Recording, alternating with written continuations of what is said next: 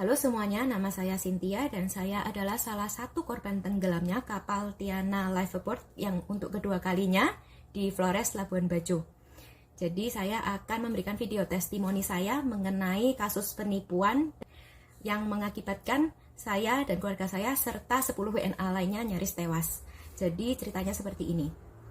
Menurut versi saya ya, saya tidak tahu bagaimana pengalaman teman-teman WNA yang lain karena mereka sudah pulang ke negaranya. Jadi kalau di versi saya ini, saya pesan trip lewat WhatsApp ya di CV Wisata Alam Mandiri dengan Bapak Jos. Saya pesan trip di kapal Nadia 3 hari 2 malam dengan spesifikasi kamar, 1 kamar master yang besar dan 1 kamar private yang lebih kecil. Kenapa saya pesan 2? Ya karena yang besar saya pinginnya untuk orang tua saya, dan yang private saya akan gunakan untuk adik saya dan saya. Lalu rencananya saya berangkat tanggal 20 sampai 22 Januari tahun 2023. Dan akhirnya, singkat cerita, setibanya saya di sana, di Pelabuhan Bajo, saya diantar oleh awak kapal.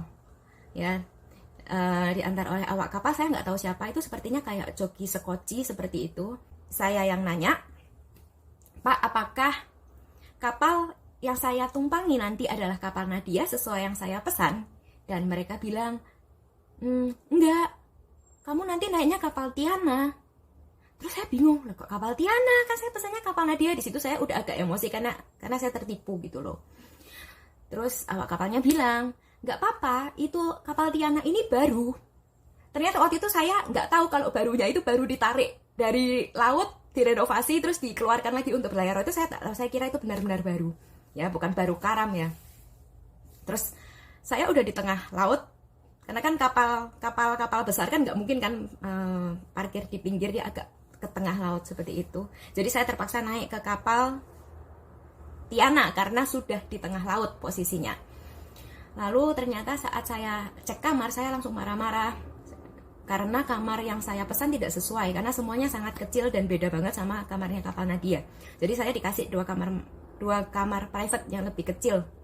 Akhirnya setelah saya berdebat dengan Jos selaku travel agent, akhirnya saya di refund ya sekitar waktu itu kalau nggak salah 600.000 ya, saya lupa karena HP saya tenggelam di laut. Terus oke, saya masuk kamar dan tiduran di kamar sebentar kan, karena capek habis perjalanan seperti itu. Lalu pintu saya digedor-gedor oleh tour guide namanya Vian. Nah, tour guide sebut aja udah tour guide ini.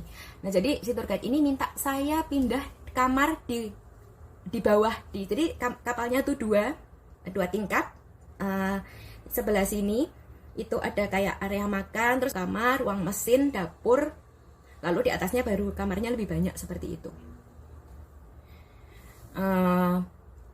Tapi saya nggak mau dong, karena saya nggak udah kamar saya di downgrade gitu, mana saya mau dipindah ke lambung kapal tukeran sama WNA asal Kazakhstan ya. Karena ngomongnya WNA itu udah booking sebelum saya. Ya saya tetap nggak mau, toh orang pertamanya saya udah diganti kapalnya, sekarang kamarnya mau diganti toh. Saya bilang saya nggak mau, kamu jangan ganggu saya lagi. Apalagi kamar itu ada di bawah dan di dekat lambung, dekat kamar mesin, jadi pasti berisik sekali. Terus setelah itu ya kegiatan berlangsung lancar, tapi mesin sempat mati ya, generatornya sempat mati. Terus saya ya sampai akhirnya di hari kedua, waktu itu setelah ke Pulau Padar, kami ke Komodo, everything's good. Sampai akhirnya saat perjalanan dari Pulau Komodo ke spot Manta ya untuk snorkeling, kan masih ada sisa waktu kan dalam perjalanan dari Komodo ke spot Pari. Tapi kan karena saya pagi udah capek mendaki di Pulau Padar, jadi saya tiduran sama adik saya. Orang tua saya juga di kamar, mama sama papa. Sementara para WNA lain itu 10 ya, berarti 10 orang lainnya mereka kan suka matahari, jadi mereka semua berjemur di lantai atas, ada yang di deck, ada yang di bawah, ada yang di kamar juga sih ya, karena punya kayak penyakit sesak napas seperti itu. Terus tiba-tiba waktu saya lagi handphonean sama adik saya di kamar itu, kok kayak perahunya ini kayak mau belok gitu. Tapi saya waktu itu belum sadar kan, karena selama ini di pikiran saya itu insiden kapal tenggelam, pesawat jatuh itu cuman ada di film-film. Tapi saya nggak menyangka kejadian ini akan benar-benar terjadi pada diri saya. Jadi akhirnya kapal itu miring, kalau dari posisi nahkoda ya, itu berarti miring ke kiri posisinya. Ya, miring ke kiri. Saya baru teriak-teriak, saya baru sadar kapal itu tenggelam. Jadi posisinya itu tiba-tiba air itu masuk aja dari pintu, ya. Dan pintunya itu ada pintu kecil, pintu balkon berarti pintu balkonnya jadi kebalik seperti ini kan. Pintu balkon di sini dan di sini ada pintu utama, pintu kamar, terus ada jendela, di bawah juga ada jendela, jadi banyak jendela di sini. Terus saya sama adik saya ngelundung ya di ban jendela. Terus saya dengar suara piang gitu. Oh, saya nggak tahu itu kaca saya atau kaca orang tua saya yang pecah, tapi ada suara kaca pecah. Terus air itu udah masuk, kira-kira hampir, ya pokoknya masuk, terus saya juga ngerti mungkin sekitar setengah badan seperti itu. Terus saya panik banget jujur, karena nggak ada suara sama sekali. Itu tiba-tiba suasana hening banget. Terus saya nggak ngerti gimana cara keluar kan, karena saya terperangkap sama adik saya di situ dan saya lihat pintu keluar, lalu saya coba ngeraih, tapi karena pintu keluar itu udah di atas, nggak bisa karena kita berdua pendek. Terus adik saya, untungnya di luar balkon itu ada kursi kecil, dan kursi kecilnya saya masukkan untuk jemur pakaian di dalam. Nah, adik saya ambil kursi, bilangnya, Kak itu ambil kursi, naik kursi aja, jangan pecahin jendelanya. Akhirnya kita berdua ditarik oleh tour guide sama satu lagi APK, saya lupa. Ya karena saking paniknya saat itu. Terus barang-barang kami semua hilang. Ya, saya nggak ngerti hanyut atau gimana, pokoknya kena air gitu. Atau pintunya kebuka, saya bener nggak bisa ngecek lagi karena saking paniknya ya. Jadi saya nggak merhatiin barang-barang di sekitar saya. Ya tentunya kita luka-luka ya, kita jalan terpincang-pincang, adik dan saya, kaki saya sobek gitu, tapi ya nggak sampai dijahit, cuma infeksi. Lalu kaki adik saya, jadi jalannya juga terpincang-pincang. Cuma saat itu mungkin karena adrenalin kita penuh, jadi kita nggak ngerasakan sakit dan berdarah. Lalu saya ditarik keluar sama APK ya, tapi dengan bantuan kursi itu. Lalu saya ditarik ke sekoci dan saya sampai di luar, saya lihat kapal itu udah crash gitu loh. Terus saya di kapal, di sekoci, saya lihat orang tua saya belum keluar beberapa lama gitu, saya nggak ngerti berapa menit, ya beberapa menit lah ya, karena ya awak kapal juga pada panik kan nyelamatin orang-orang di sana. Akhirnya untung ayah ibu saya keluar, karena ibu saya ini nggak bisa berenang, jadi saya ketakutan setengah mati di kapal sekoci itu, saya nggak bisa mikir lagi. Saya cuma bisa teriak-teriak sama saya bisa ya Tuhan gitu, karena saya detik itu baru menyadari nyawa manusia itu ternyata sangat rapuh gitu loh. Saya malah nggak takut, kalau saya kenapa saya lebih takut orang tua saya. Untungnya ibu saya berhasil ditarik. Nah, ibu saya dalam keadaan shock waktu itu, cuman untung dia bisa ngambil tasnya ya. Karena kita semua, saya pun nggak cuman punya baju di badan, bahkan sandal nggak punya, tas hilang, barang-barang semua hilang. Terus ayah saya, jadi kaca mereka pecah, lalu ibu saya terguling masuk ke dalam laut, ya kacanya pecah kan, jadi dia langsung keguling masuk ke dalam laut. Terus karena dia nggak bisa berenang, bapak saya narik dia, dan dia nginjek pecahan kaca, waktu narik kan nginjek gitu, nggak tahu juga kan, soalnya banjir ya kamarnya.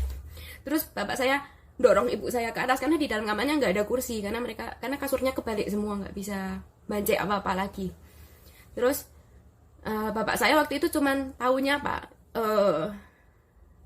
airnya tuh merah, tapi dia nggak ngerasa sakit juga waktu itu. Dia cuman ngerasa kok nggak bisa jalan lagi, jadi ibu saya keluar duluan, terus bapak saya tuh nggak keluar. Tapi akhirnya berhasil ditarik. Nah itu kakinya itu ini tulang, dagingnya itu udah letoy ke bawah, terus jari kakinya itu udah keplek-keplek kayak gini, udah nggak bisa jalan. Saya nanya sama bapak saya, sakit nggak? Terus bapak saya cuma bilang nggak berasa, aku tuh kayak nggak jalan, kata bapak saya. Saya waktu itu udah panik, saya takut kakinya bisa diamputasi seperti itu. Nah, singkat cerita kita semua dinaikkan kan, terus ada bule juga, ada WNA ya. Jadi dia itu ketiban, apa sih, kan dia ada 2 pelampungnya gitu loh, di sebelah paraunya tuh ada 2 kayak pipa gitu ya, ketiban itu. Terus ada juga yang saya bilang kena asma, yang punya penyakit asma yang atau penyakit sesak napas gitu, yang di dalam kamar, yang di lambungnya itu, yang tadinya pintunya itu yang tadinya kamarnya itu mau ditukar dengan kamar saya tapi nggak jadiannya, dia ngalah ya WNA itu, WNA Kazakhstan itu, lalu istrinya tuh kejebak di situ, lalu ditolongin APK, untungnya keluar gitu ya, tapi semuanya dalam kondisi luka-luka. Terus ada juga WNA asal Italia yang juga mereka lagi jemur itu terhempas semua ke laut ya, ada yang bajunya hilang, celananya hilang, seperti itu. Jadi ada yang sampai tidak mengenakan pakaian. Akhirnya kita semua dievakuasi oleh kapal Sekoci. Kemudian untungnya di situ masih jam 3 sore. Jam 3 sore. Terus ya sekitar jam 3 jam 4 masih sore. Lalu dinaikkan lagi ke kapal besar. Nah, di kapal besar itu untungnya ada dokter. Tapi di sana P3K-nya kan ya P3K cuma plester sama perban biasa. Jadi dokternya itu pakai ya anduk gitu seperti itu, kayak kain-kain ya. Nah, untuk membalut luka bapak saya, karena bener-bener gak kelihatan, itu darah tuh muncrat keluar terus kayak adegan di film. Terus saya udah gak ngerti lagi saya harus gimana gitu, karena kita tuh posisinya di Batu Tiga ya, dan Labuan Bajo itu masih agak jauh gitu loh, kalau naik kapal masih 3 jam katanya ya, tapi dijemput tim SAR itu 1 jam. Jadi intinya kita langsung dilarikan ke rumah sakit yang ada di Labuan Bajo, ke rumah sakit Siloam, dan bapak saya ditangani di situ. Ya, tapi yang saya kecewanya kenapa ya? Karena pertama saya ini ditipu. Terus yang kedua, tidak ada kejelasan dari polisi sampai saat ini. Jadi ngomongnya, ya ini pemilik kapalnya masih dipanggil gitu ya. Lalu pemilik kapal ya, Bramantio Sanjaya. Ini saya ingatkan ke kamu ya. Kamu waktu kapal Tiana pernah tenggelam tahun lalu, kamu itu juga ada di kapal itu. Dan waktu di sana ibu sama adikmu tuh meninggal loh, di lambung, di kamar yang bawah itu, karena tekanan air, jadi mereka nggak bisa keluar toh. Kamu udah tahu kapalmu itu pernah karam dan menghilangkan 2 nyawa, which is your own mom and your own sister. Kenapa kamu tega nyewain kapal itu ke orang lain? Di mana hati nuranimu, ha? Dan kamu nggak telepon keluarga kami atau minta maaf? Nggak sama sekali. Kamu hari kedua ya, jadi sepemilik kapal ini hari kedua kayak buru-buru gitu, kayak WNA-nya dipulangin gitu cepet-cepet. Nggak tahu, untung waktu itu saya ada terima wawancara, jadi kasus saya bisa ke up, dan akhirnya di bandara ada yang ya dari dinas pariwisata itu sama kepolisian antar saya ke bandara. Jadi bapak saya nggak usah nunggu check in dengan kaki yang masih basah seperti itu. Maaf tadi baterai saya habis ya. Lalu saya lanjutkan. Kemudian yang ketiga, kenapa kapal dengan status barang bukti masih bisa berlayar lagi dan bisa mengangkut turis? Itu pertanyaan saya. Ya, jadi tolong Kapolres tolong dijawab kenapa, Anda pasti tahu. Kemudian yang keempat ya, hati-hati untuk teman-teman yang mau berwisata ke Labuan Bajo, karena Anda tidak tahu kapal seperti apa yang Anda akan naiki, meski janjinya A dikasih B, ya alasannya macam-macam. Nah, ini seperti suatu modus gitu. Ya mungkin memang karena mungkin kapalnya nggak penuh atau gimana, jadi dipenuhin dulu. Cuman seharusnya ya pihak pariwisata, apalagi di Labuan Bajo yang baru mulai panas gitu, baru mulai rame, ya harus hati-hati sekali ya. Jangan sampai karena kesalahan bodoh seperti ini, atau karena cuannya lebih banyak sedikit, Anda merusak Labuan Bajo untuk 10-20 tahun ke depan, reputasinya hancur. Ya, jadi tolonglah ya. Kemudian yang kelima, ya saya lihat di review TripAdvisor di Komodo ya, agensi punyanya si Bram ini masih beroperasi meskipun kata Bupati Edi izinnya udah dicopot. Tapi dia masih balesin WA customer, dan bahkan reviewnya tuh di-up oleh customer yang ternyata kejadian penukaran kapal ini nggak cuma terjadi sama saya aja. Terus yang keenam, di atas kapal tidak ada namanya briefing ya. Anda bisa jadi ya kalau teman-teman naik kapal di Labuan Bajo dikasih tour guide yang entah dari mana gitu, entah tour guide atau bukan, nggak ngerti. Terus nggak ada briefing, life vest ditaruh di gudang. Waktu itu kita nggak tahu, kita mau snorkeling baru dikasih life vestnya. Dan saat kapal karam, adik saya harus teriak-teriak sama penjaga APK-nya, life vestnya mana, life vestnya mana, kayak gitu.